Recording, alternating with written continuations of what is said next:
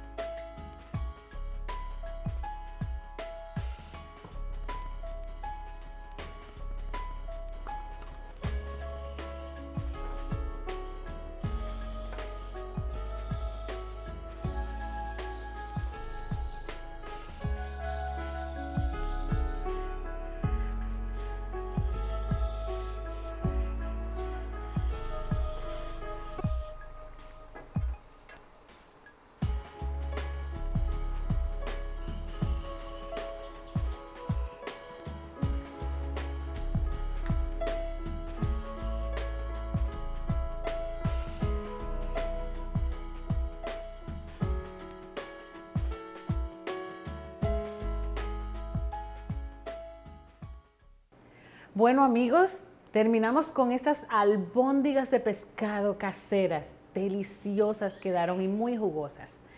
Bueno, le tengo dos tips.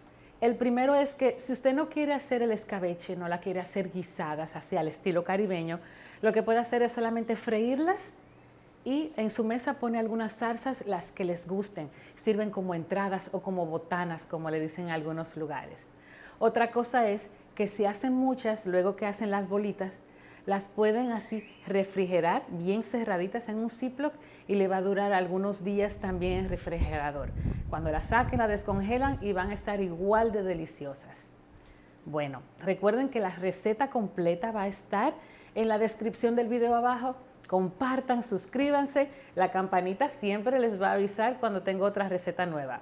Nos vemos aquí de nuevo en Joca's Kitchen.